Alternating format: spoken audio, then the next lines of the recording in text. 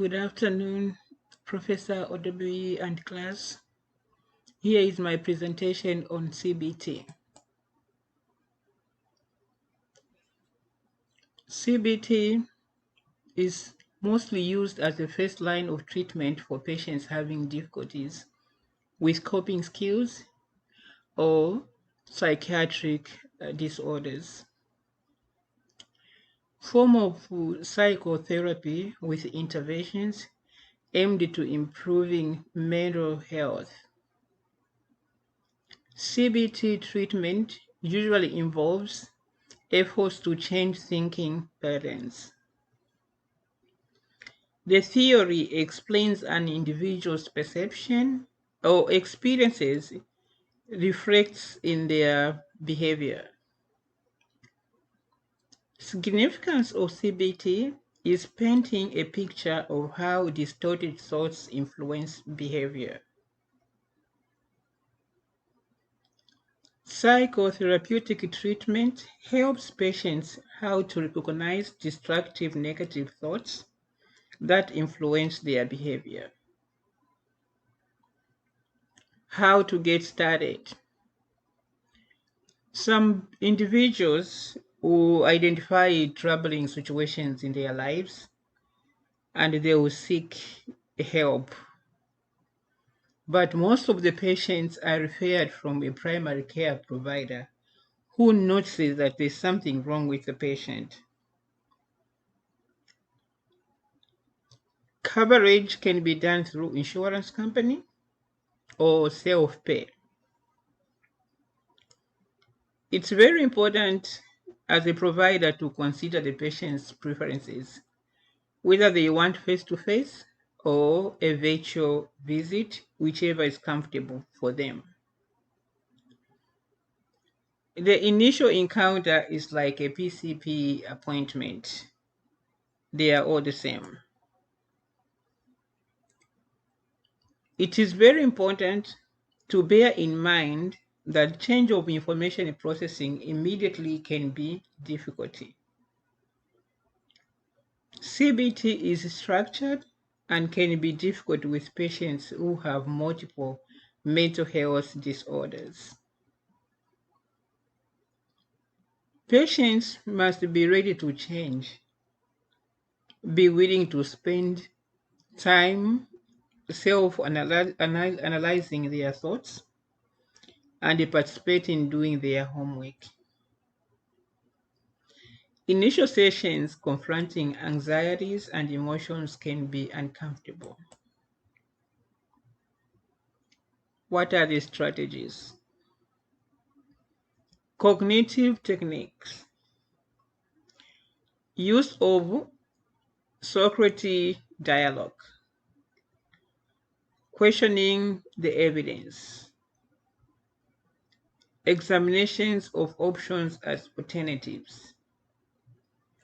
Reattribution and decatastrophizing. Behavioral techniques. Assertiveness training, behavior rehearsal, or contingent management. Types of behavioral therapies. Cognitive processing therapy. This has been effective treating for post-traumatic stress disorders. Cognitive therapy. This is mostly tailored for treating depression, like major depressive disorder. Dialectical behavioral therapy. Used with suicidal behavior and borderline personality disorder. Rational emotive behavioral therapy.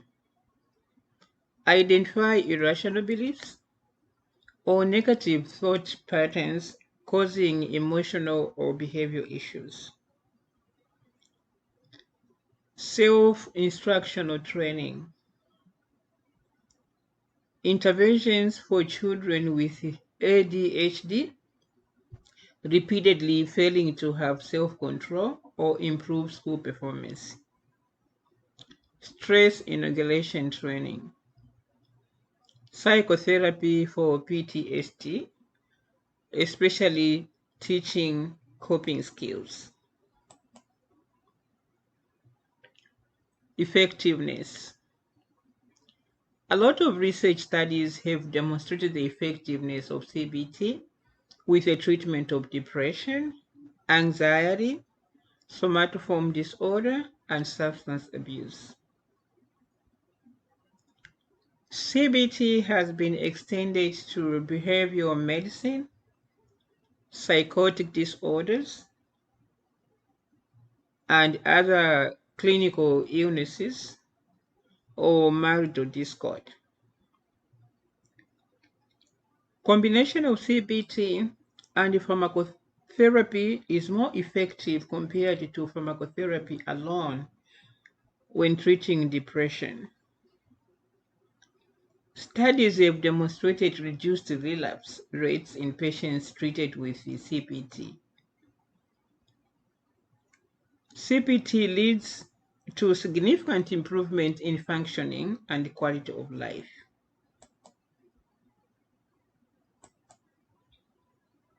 Recommendations. More training and expertise is needed for treatment of patients with severe personality disorders, for example, antisocial personality. Organic causes should be ruled out using clinical evaluation before recommending CBT. Detailed diagnostic assessment is needed for psychopathology, premorbid personality, and other comorbidities. Severe depression with psychosis or suicidality cannot be effectively managed with CBT, but we will need medications as well. Objective rating scale like the depression, anxiety, stress scale is needed to measure improvement during treatment time. Thank you so much for listening.